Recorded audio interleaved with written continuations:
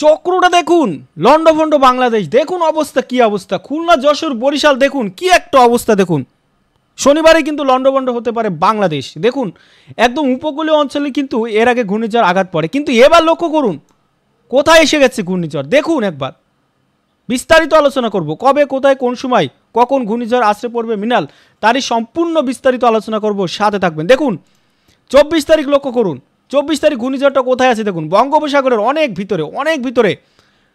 খুলনা বা উপকূলীয় অঞ্চল থেকে বা কক্সবাজার থেকে দেখুন বঙ্গোপসাগরে অনেক ভিতরে অবস্থান করছে ঘূর্ণিঝড় মিনাল। এবং ভুবনেশ্বর, জলেশ্বর, কলকাতা যদি আপনারা লক্ষ্য করেন দেখুন কত ভিতরে অবস্থান করছে ঘূর্ণিঝড় মিনাল 24 তারিখ।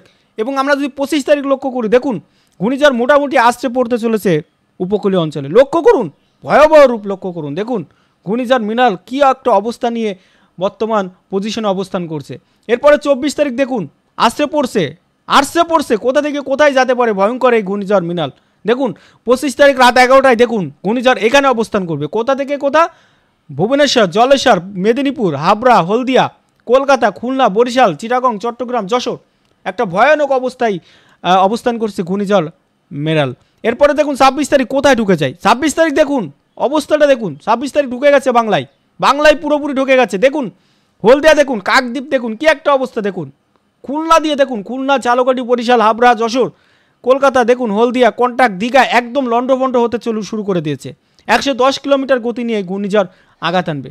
এরপরে দেখুন 26 তারিখ রাত, অর্থাৎ 26 তারিখ রাত 8টার সময় দেখুন ঘূর্ণিঝড় দেখুন গতি কমিয়ে দিয়েছে, কিন্তু কোথায় ঢুকে গেছে দেখুন, কলকাতায় ঢুকেছে, টাকি ঢুকে গেছে, বসিরহাট ঢুকে গেছে, বসিরহাট, কইরা দেখুন একদম লন্ডভন্ড করতে চলে আসছে ঘূর্ণিঝড় মিনাল।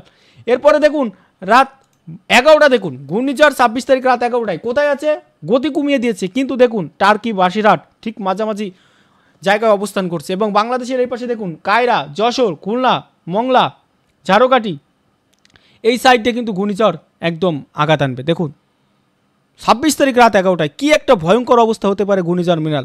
আরও বিশাল আকার যদি ধারণ করতে পারে যদি ঘূর্ণিঝড় মেরাল কিন্তু তার গতি পরিবর্তন করে। দেখুন 27 তারিখ লক্ষ্য করুন, 27 তারিখ লক্ষ্য করুন, দেখুন ঘূর্ণিঝড় কিন্তু ভয়ঙ্কর রূপ নিচ্ছে। দেখুন 27 তারিখ কিন্তু পুরোপুরি খুলনায়, একদম পুরোপুরি খুলনায় অবস্থান করছে 27 তারিখ ঘূর্ণিঝড় 27 তারিখ ঘূর্ণিঝড় অবস্থান করছে খুলনায় একদম মিডিল পয়েন্টে। দেখুন এই পাশে যশোর, এই পাশে বরিশাল, এই পাশে ঝালকাঠি, এই পাশে খুলনা, এই পাশে চাঁদপুর, এই পাশে ফরিদপুর, নারায়ণগঞ্জ দেখুন একদম মিডিল পয়েন্টে অবস্থান করছে ঘূর্ণিঝড় মিনাল।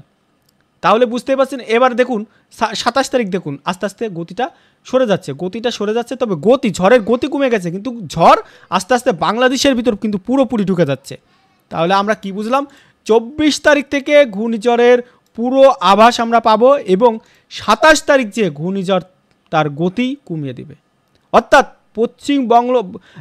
দক্ষিণ বঙ্গোপসাগর থেকে শুরু করে ঘূর্ণিঝড় আস্তে আস্তে গতিপথ নিয়ে হলদিয়া, মেদিনীপুর, কলকাতা, বর্ধমান, কৃষ্ণনগর এমনিতে ঘুরতে ঘুরতে যশোর, খুলনা, বরিশাল, ঢাকা, নারায়ণগঞ্জ এখানে যে ঘূর্ণিঝড় আস্তে আস্তে তার গতি কমিয়ে দেবে। আপাতত ঘূর্ণিঝড়ের এ পর্যন্তই অবস্থান রয়েছে, বর্তমান পরিস্থিতি এটাই। সবাই ভালো থাকুন, সুস্থ থাকুন, সাথে থাকুন, সাবধানে থাকুন।